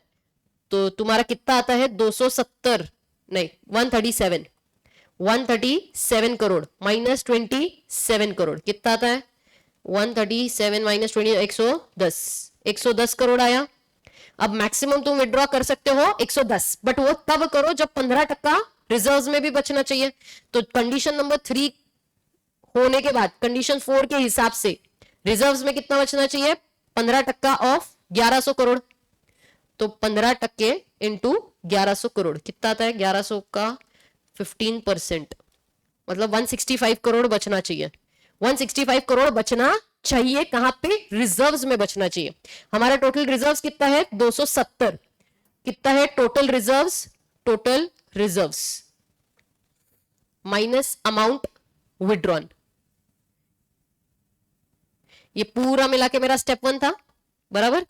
अब ये जो है मेरा स्टेप 2 है, स्टेप 2 के हिसाब से total reserves minus amount withdrawn कितना आता है, टोटल रिजर्व्स है मेरा 270 है ना, ये हाँ 270 है, उसमें से अमाउंट विड्रॉ कितना होगा 110 करोड़, ये वाला आफ्टर डिडक्शन ऑफ लॉस उतना में रिकवर कर सकती हूँ। कितना बच रहा है 105 करोड़ ही बच रहा है। अब देखो ध्यान से, यहाँ पे ध्यान, यहाँ पे ट्विस्ट डाला है मैंने, 105 करोड़ ही रिजर्व में बच रहा, मतलब जब मैंने रिजर्व्स में से अमाउंट विड्रॉ किया तो रिजर्व्स में 15% बचना चाहिए था, और वो 15% है 165 करोड़, लेकिन अभी बच रहा है सिर्फ 105 करोड़। तो क्या आप पूरा 110 करोड़ रुपए विड्रॉ करके लेके जा सकते हो, नहीं। क्यों, क्योंकि 110 करोड़ विड्रॉ किया तो रिजर्व्स में 15% नहीं बच रहा, उससे कम परसेंटेज बच रहा है। तो आप मैक्सिमम अब कितना विड्रॉ कर सकते हो, तो इसीलिए अब आपको समझना पड़ेगा स्टेप नंबर 3, जो कि इसका बहुत बड़ा ट्विस्ट था, इस क्वेश्चन में ट्विस्ट था। कितना ले सकते हो, if we withdraw from reserve, 110 CR from reserves,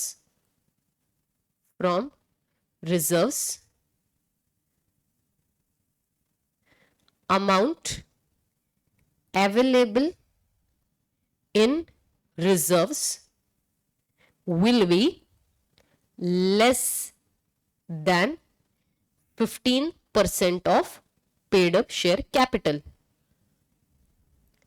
and therefore we cannot withdraw that much. तो maximum step 4, therefore maximum amount available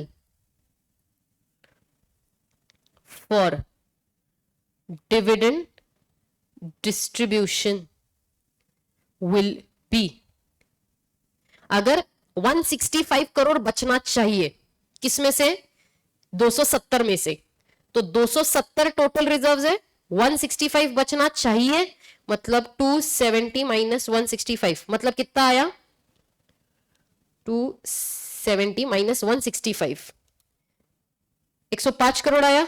but ये 105 करोड़ जब आप विड्रॉ करोगे, 105 करोड़ जब आप विड्रॉ करोगे, उस टाइम पे आपको ध्यान रखना है 105 में से लॉसेस भी माइनस करने पड़ेंगे, कितने? 27 के। तो इसीलिए ये जो 105 आया है, दिस माइनस लॉस, लॉस कितना है? 27 करोड़ का।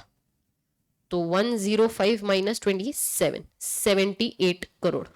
तो मैक्सिमम कितना अवेलेबल है फॉर डिविडेंड डिस्ट्रीब्यूशन? 78 करोड़, क्योंकि 165 बचाना है आपको रिजर्व्स में। अगर 165 बचाना है, 270 ही आपके पास है, 270 आपके पास है, आप जब विड्रॉ करोगे उधर 165 बचना चाहिए, मतलब मैक्सिमम विड्रॉ कितना कर सकते हो? 105। बट ये जो मैक्सिमम विड्रॉ जो आप 105 कर रहे हो, उसमें से आपको 27 माइनस करना होगा, बिकॉज लॉस है।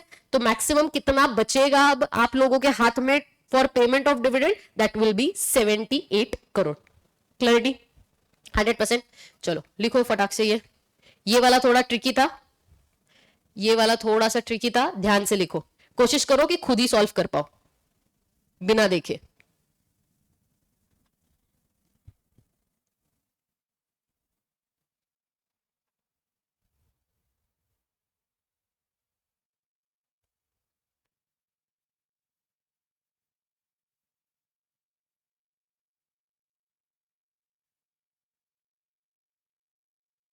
और एक ऐसा ही सम लूंगी मैं, don't worry.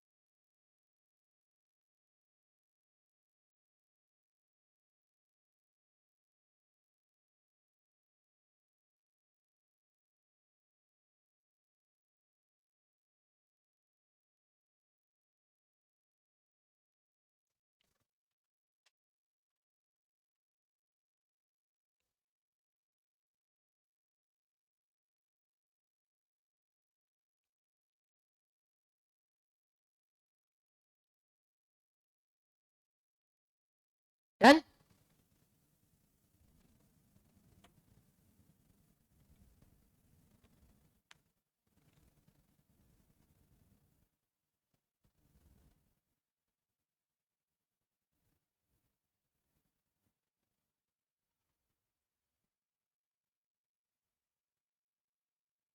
Next question, last, चलो क्वेश्चन नंबर 4।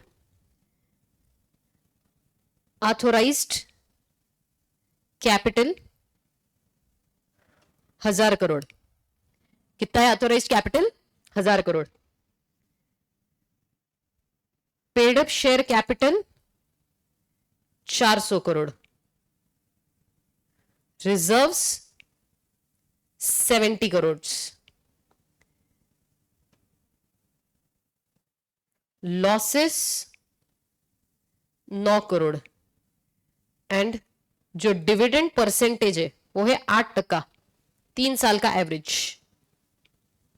आप बताओ कितना अमाउंट अवेलेबल है for the distribution of dividend.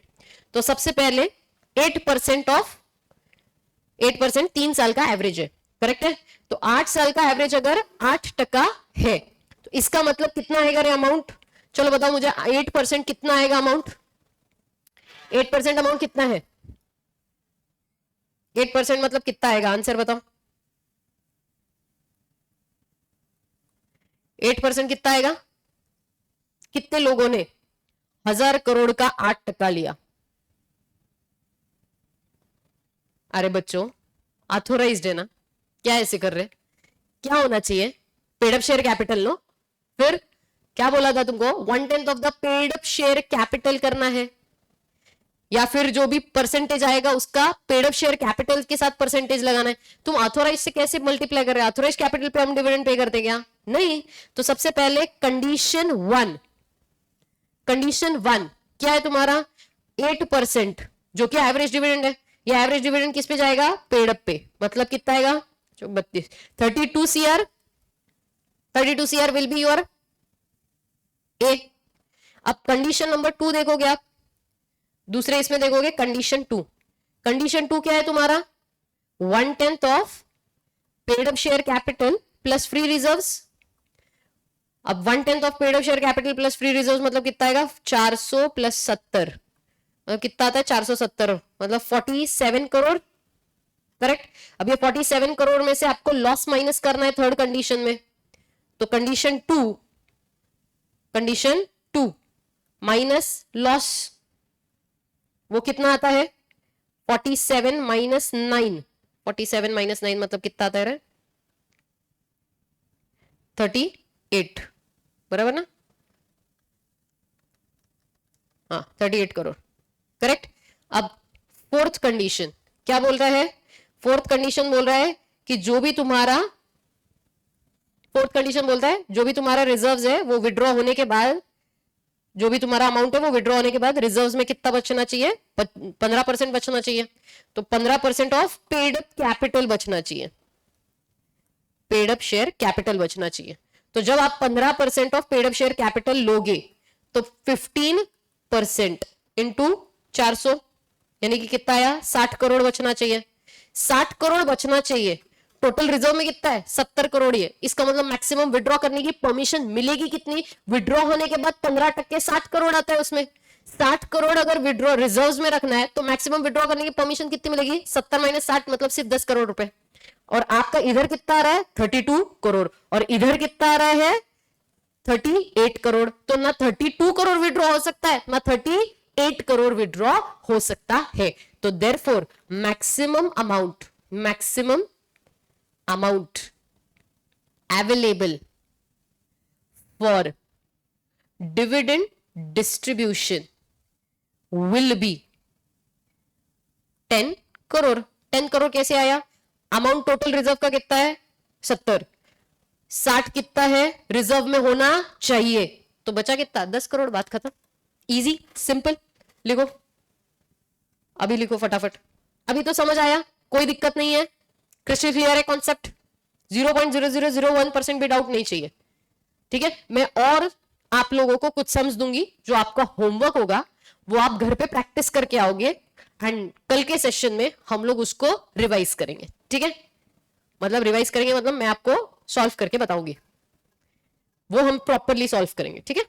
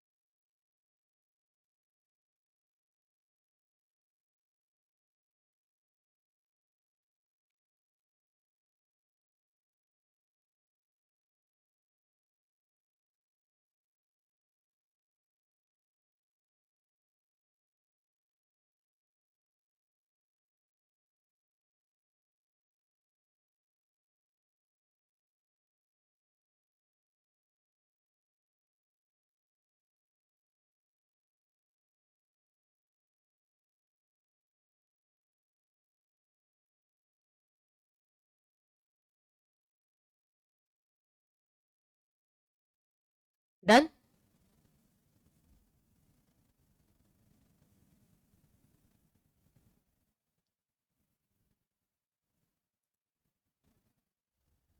That's it? हो गया सबका? ऑल राइट, तो अब आप लोगों के लिए होमवर्क में आप लोग 2 क्वेश्चंस करोगे, ठीक है? ये इंस्टीट्यूट के क्वेश्चंस हैं, आप लोग फोटो ले लेना, ठीक है? ऑनलाइन वाले, यूट्यूब वाले जो होंगे वो स्क्रीनशॉट ले सकते हैं, बचे हुए जो है आप लोग लिख देना, या तो फिर मैं बाद में अपने ग्रुप पे डाल दूंगी, ठीक है? टेलीग्राम चैनल पे डाल दूंगी। टेलीग्राम चैनल का नाम क्या है? Law by CA Tejal Kataria, उस पर डाल दूंगी। ये एक क्वेश्चन होगा जो आप लोगों को करना है, एंड और एक क्वेश्चन है, ये दोनों इंस्टीट्यूट के क्वेश्चंस हैं, ये दोनों इंस्टीट्यूट के क्वेश्चंस है, ये दोनों भी क्वेश्चंस आप सॉल्व करेंगे, ठीक है?